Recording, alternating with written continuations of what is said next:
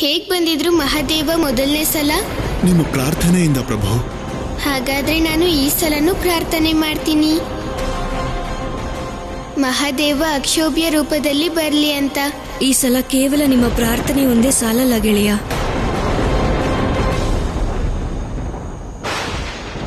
ನಾನು ಮತ್ತೇನ್ ಮಾಡ್ಬೇಕು ಗೆಳತಿ? ಮಹಾದೇವನ ಅಕ್ಷೋಭ್ಯ ರೂಪದಲ್ಲಿ ಪಡ್ಕೊಳ್ಳೋದಕ್ಕೆ ನಿಮ್ಮ ಶಿರದಲ್ಲಿ ಚಂದ್ರ ಇದೆಯಲ್ಲ, ಅದರ ಪ್ರಾಣಶಕ್ತಿಯ ಅವಶ್ಯಕತೆನೂ ಇದೆ. ನನ್ನ ಶಿರದಲ್ಲಿರೋ ಚಂದ್ರನ, ಅದರಲ್ಲೂ ಪ್ರಾಣಶಕ್ತಿ ಇದೆಯಾ? ಹೌದು ಗೆಳೆಯ, ಸೂರ್ಯನಿಗೆ ಪ್ರಾಣಶಕ್ತಿ ಇರೋ ಹಾಗೆ ನಿಮ್ಮ ಚಂದ್ರನಲ್ಲೂ ಕೂಡ ಪ್ರಾಣಶಕ್ತಿ ಇದೆ. ಆದ್ರಿಂದ ನಿಮ್ಮ ಪ್ರಾರ್ಥನೆಯ ಜೊತೆ ಜೊತೆಗೆ ನಿಮ್ಮ ಚಂದ್ರನ ಪ್ರಾಣಶಕ್ತಿಯ ಅವಶ್ಯಕತೆ ಕೂಡ ನಮಗಿದೆ. ಎರಡೂ ಸಂಯುಕ್ತ ರೂಪದಲ್ಲಿದ್ದಾಗ ಮಾತ್ರ ಮಹಾದೇವನ ಅಕ್ಷೋಭ್ಯ ರೂಪ ಪ್ರಕಟ ಆಗೋದು. ನಾನೀಗ ಅದೇ ರೀತಿ ನಿಮ್ಗೆ ಸಹಾಯ ಮಾಡ್ತೀನಿ ಗೆಳತಿ. ಆಗ ಮಹಾದೇವನ ಅಕ್ಷೋಭ್ಯ ರೂಪ ಖಂಡಿತ ಪ್ರಕಟ ಆಗುತ್ತೆ.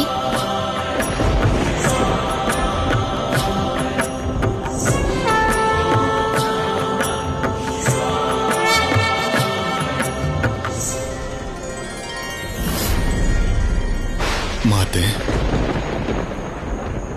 ನನಗೆ ಭಯ ಆಗ್ತಾ ಇದೆ. ಅದೆಂಥ ಭಯ ನಂದಿ? ಇವತ್ತು ಯಾವುದಾದ್ರೂ ಕಾರಣಕ್ಕೆ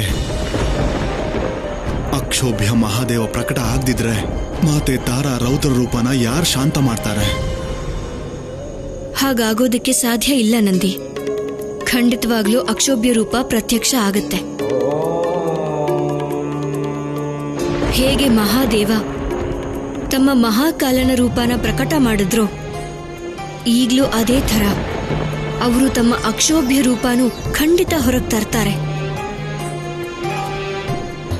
ಇದು ನನ್ನ ದೃಢ ವಿಶ್ವಾಸ. ಮಹಾದೇವ ಅವರ ಪಾರ್ವತಿನ ಕಷ್ಟದ ಪರಿಸ್ಥಿತಿಯಲ್ಲಿ ಹೋರಾಡೋದಕ್ಕೆ ಒಂಟಿಯಾಗಿ ಖಂಡಿತ ಬಿಡೋದಿಲ್ಲ.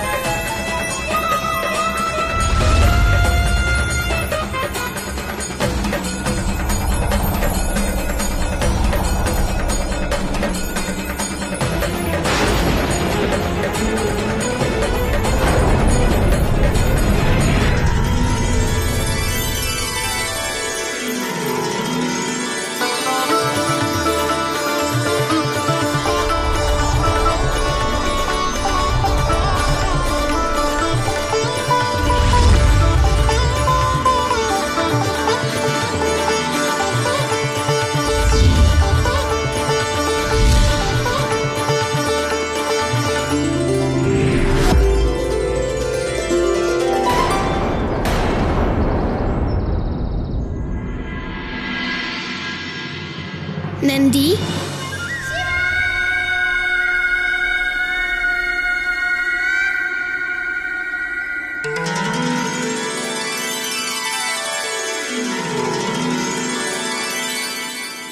ಎಲ್ಲ ಕಡೆ ಸೂರ್ಯನ ಬೆಳಕು ಕಾಣ್ತಾ ಇದೆ. ಇದು ಅಕ್ಷೋಭ್ಯ ಮಹಾದೇವ ಪ್ರತ್ಯಕ್ಷ ಆಗ್ತಿರೋ ಪರಿಣಾಮನ? ಹೌದು ಪ್ರಭು. ಅದರಿಂದಾನೆ ಸೂರ್ಯದೇವ ತನ್ನ ಪೂರ್ಣ ಬೆಳಕನ್ನ ಹೀಗೆ ಇಷ್ಟು ಪ್ರಕಾಶಮಾನವಾಗಿ ಕೊಡ್ತಿದ್ದಾನೆ. ನಂದಿ, ಗೆಳತಿನೂ ತಾರಸ್ವರೂಪದಲ್ಲಿ ಬಂದಿದ್ರ? ಹೌದು ಪ್ರಭು. ಆದರೆ ಮಾತೆ ಈಗ ಇಲ್ಲಿಲ್ಲ.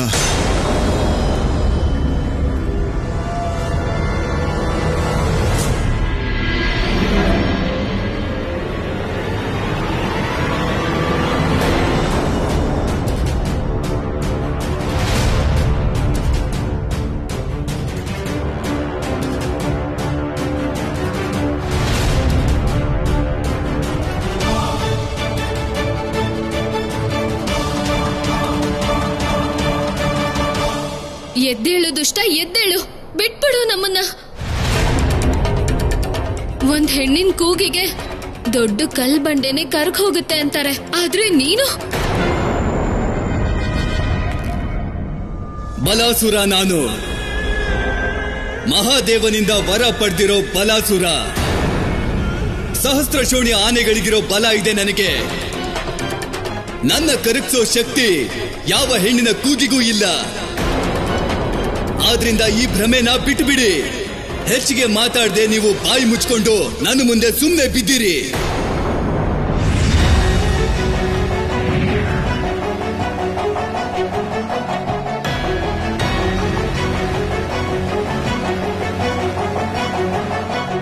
ಒಂದು ಸಂಕಷ್ಟ ದೂರ ಆಯ್ತು, ಆದ್ರೆ ಇನ್ನೊಂದು ಎದುರಾಗಿದೆ. ನೀವು ಯಾವ ಸಂಕಷ್ಟದ ಬಗ್ಗೆ ಮಾತಾಡ್ತಾ ಇದ್ದೀರಾ ದೇವಿ ಲಕ್ಷ್ಮಿ? ದೇವಿ ಪಾರ್ವತಿ ತಾರಾ ಸ್ವರೂಪದಿಂದ ಇದ್ದಕ್ಕಿದ್ದ ಹಾಗೆ ಅಂತರ್ಧಾನ ಆಗಿರೋ ಸಂಕಷ್ಟ.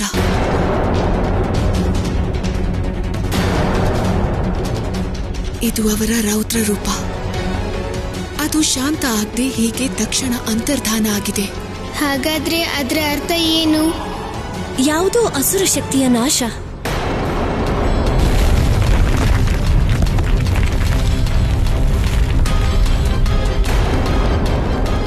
ಮಹಾರಾಜ ಮಹಾರಾಜ ಮಹಾರಾಜ, ಅನರ್ಥ ಆಗೋಗಿದೆ.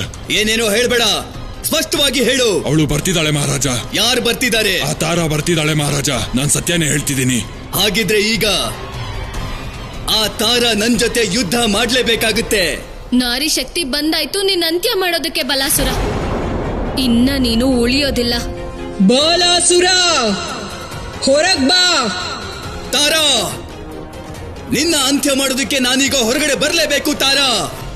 ಆದ್ರೆ ಸಮಸ್ಯೆ ಏನು ಅಂದ್ರೆ ದೇವಿ ತಾರಾ ಕೋಪ ಆಮೇಲೂ ಕೂಡ ಕಡಿಮೆ ಆಗೋದಿಲ್ಲ, ಬದ್ಲಿಗೆ ಇನ್ನೂ ಹೆಚ್ಚಾಗತ್ತೆ. ಕೋಪದ ಆವೇಶದಲ್ಲಿ ಅವಳು ಜಗತ್ತನ್ನೇ ನಾಶ ಮಾಡಬಹುದು.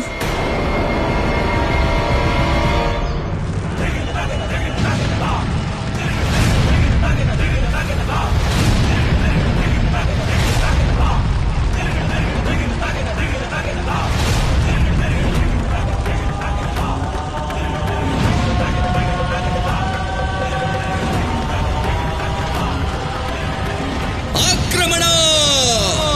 あ ಆ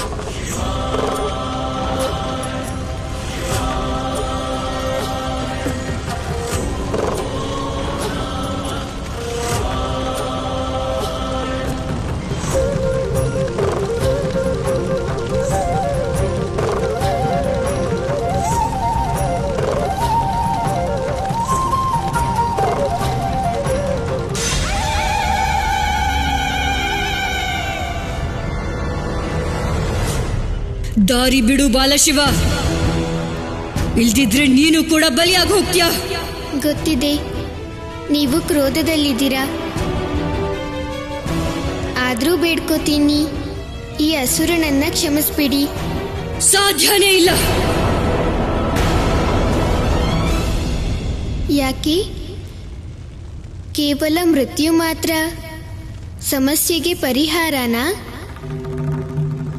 ಸಮಸ್ಯೆನ ಸರಿ ಮಾಡೋದಿಕ್ಕೆ ಬೇರೆ ಯಾವ ಪರಿಹಾರನೂ ಇರೋದಿಲ್ವಾ? ಇಲ್ಲ, ಇಂಥವ್ರಿಗೆ ಕೇವಲ ಒಂದೇ ಪರಿಹಾರ ಇರೋದು, ಮೃತ್ಯು. ದಾರಿ ಬಿಡು, ಇಲ್ದಿದ್ರೆ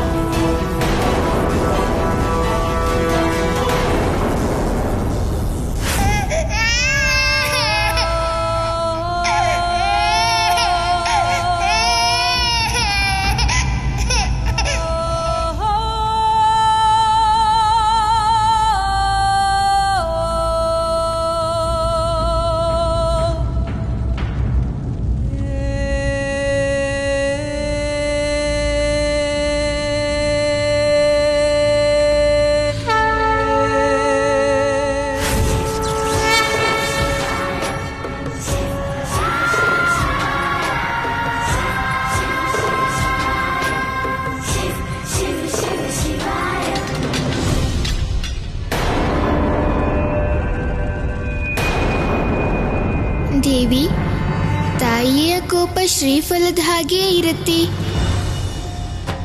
ಹೊರಗಡೆಯಿಂದ ಗಟ್ಟಿ ಮತ್ತೆ ಒಳಗಡೆಯಿಂದ ಮೃದು, ಬಹಳ ಸಿಹಿಯಾಗಿರುತ್ತೆ. ನನಗೆ ಗೊತ್ತಿದೆ ತಾಯಿ ಕೋಪದ ಹಿಂದೆ ಅಡಗಿರೋ ಒಳ್ಳೆ ಭಾವನೆ ಬಗ್ಗೆ.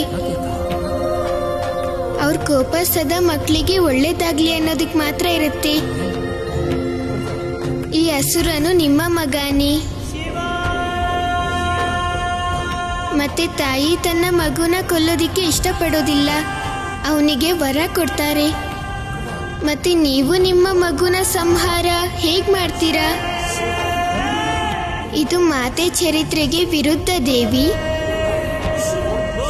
ಆದ್ರಿಂದ ನೀವು ನಿಮ್ಮ ಕೋಪನ ಬಿಟ್ಟು ಇವ್ರನ್ನ ಕ್ಷಮಿಸ್ಬಿಡಿ, ಮತ್ತೆ ಇವರು ಬದಲಾಗೋದಿಕ್ಕೆ ಅವಕಾಶ ಕೊಡಿ.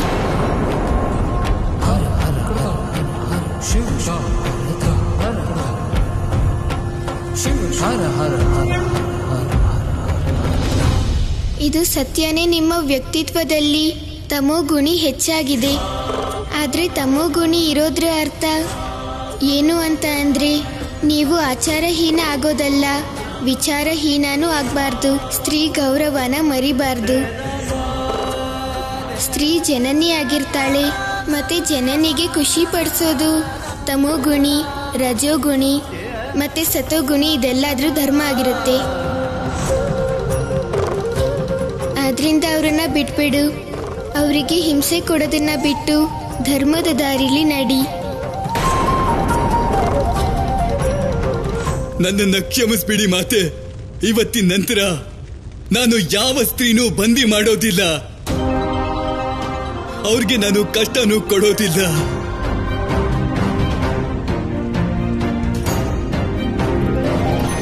ನನ್ನ ರೌದ್ರ ರೂಪದಲ್ಲೂ ಕ್ಷಮೆ, ಕರುಣೆ, ಮಮತೆ ಭಾವ ಹುಟ್ಟಿಸೋದಕ್ಕಾಗೋದು ಕೇವಲ ನಿಮಗೆ ಮಹಾದೇವ, ನಿಮ್ಮ ಈ ಬಾಲರೂಪಕ್ಕೆ.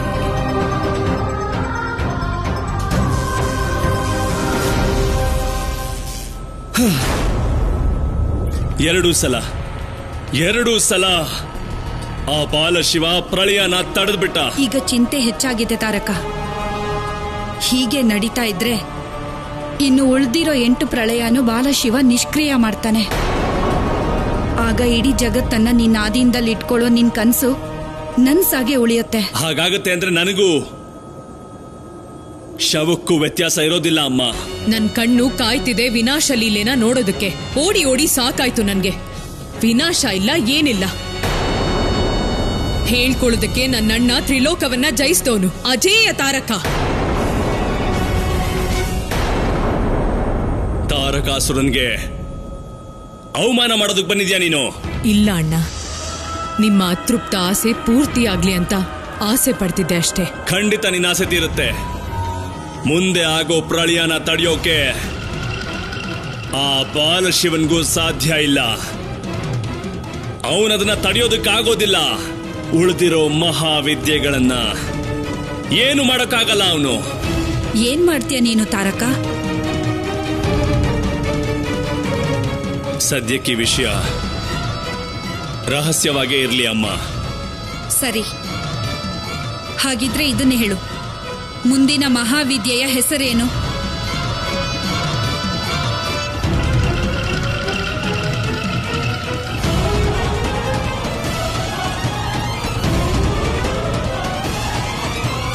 ಷೋಡಶಿ. ಹೌದು ಪ್ರಭು, ಇದೇ ಹೆಸರು 3ನೇ ಮಹಾವಿದ್ಯೆಗೆ, ಮಾತೆ ಷೋಡಶಿ. ಈ ಮಹಾವಿದ್ಯೆಯಲ್ಲೂ ಮಹಾದೇವನ ಪಾತ್ರ ಇರಬಹುದಲ್ವಾ ನಂದಿ? ಹೌದು ಪ್ರಭು, ಬಹಳ ಮುಖ್ಯವಾದ ಪಾತ್ರ ಇತ್ತು ಮಹಾದೇವನಿಗೆ. ಯಾವ ಸ್ವರೂಪದಲ್ಲಿದ್ರು ಮಹಾದೇವ ಈ ಮಹಾವಿದ್ಯೆಯಲ್ಲಿ? ಪಂಚ ವಕ್ರ ರೂಪದಲ್ಲಿ ಪ್ರಭು. ಹೇಗ್ ಧರಿಸಿದ್ರು ಅವರು ಆ ಅವತಾರನ? ಮಹಾದೇವ ಸೂರ್ಯನ ಹಾಗೆ ಸುಡ್ತಿದ್ರು ಪ್ರಭು. ಆಗ ಅಗ್ನಿ ರೂಪದಲ್ಲಿರೋ ಮಹಾದೇವನ ಶಾಂತ ಮಾಡೋಕೆ ಸೋಮರೂಪದ ಶಕ್ತಿನ ಹವನ ಕುಂಡಕ್ಕೆ ಆಹುತಿ ಕೊಡಬೇಕಾಯ್ತು.